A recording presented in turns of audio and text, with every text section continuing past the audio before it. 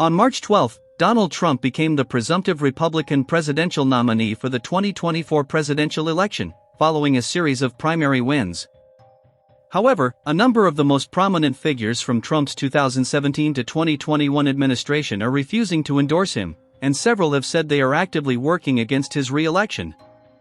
Newsweek has compiled a list of some of the most notable figures from the Republicans' first term in office who are refusing to support his 2024 presidential bid. Newsweek contacted representatives of Trump's 2024 presidential campaign for comment by email on Saturday, and this article will be updated if they decide to comment. Number 1. Mike Pence. Earlier this month, Mike Pence, who served as Trump's vice president during his 2017 to 2021 administration, said he could not back him for a second presidential term in good conscience. During a Fox News interview on March 15, Pence said, "It should come as no surprise that I will not be endorsing Donald Trump this year. During my presidential campaign, I made it clear that there were profound differences between me and President Trump on a range of issues. Donald Trump is pursuing and articulating an agenda that is at odds with the conservative agenda that we governed on during our 4 years. And that's why I cannot in good conscience endorse Donald Trump in this campaign," Pence added. Number 2. JamesMattis. James "Jim" Mattis, a retired four-star general nicknamed Mad Dog, served as Secretary of Defense from January 2017 to January 2019.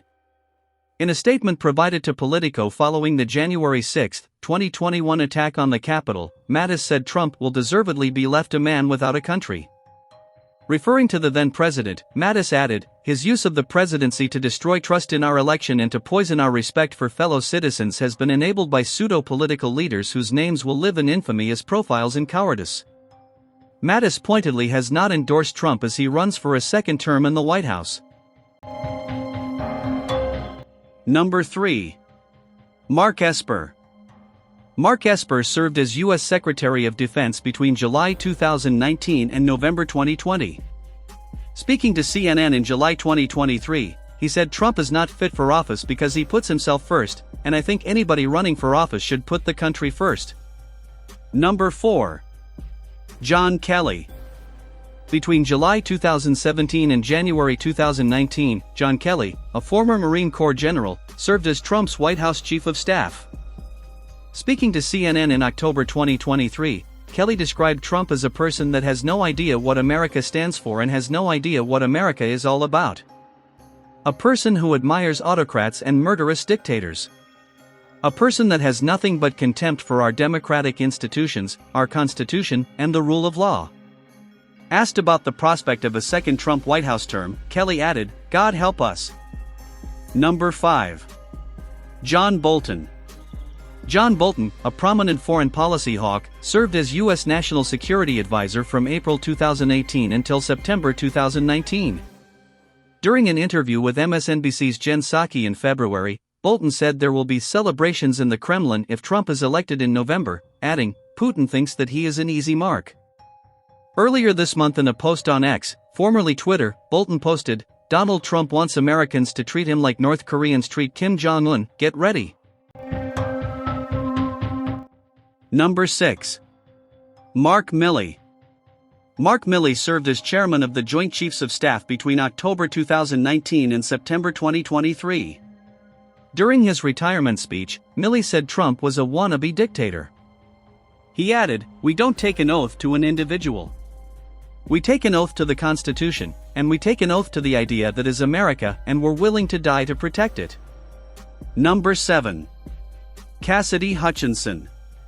Cassidy Hutchinson, a former White House aide who worked as assistant to Chief of Staff Mark Meadows before becoming a whistleblower, has claimed a second Trump term could threaten American democracy.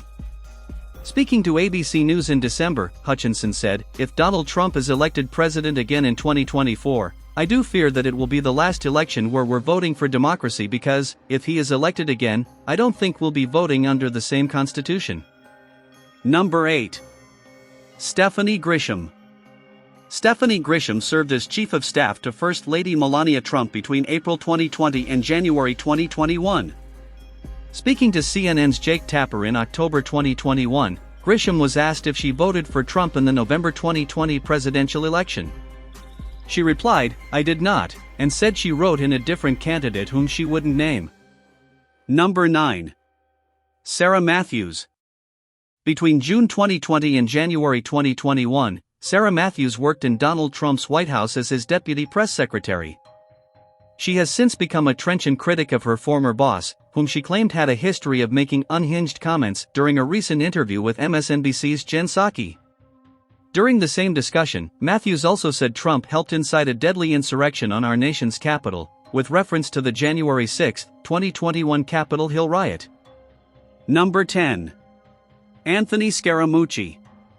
Anthony Scaramucci served as White House Director of Communications for just 10 days between July 21 and 31, 2017.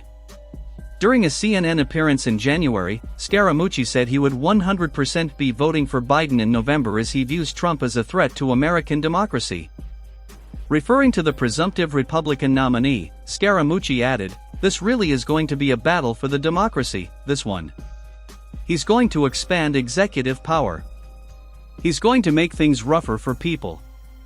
He has already said he's going after his adversaries using the Department of Justice." When someone's telling you they're going to flex and be a dictator on day one and go after their adversaries, this is against the 200-plus year experiment of America, Scaramucci said.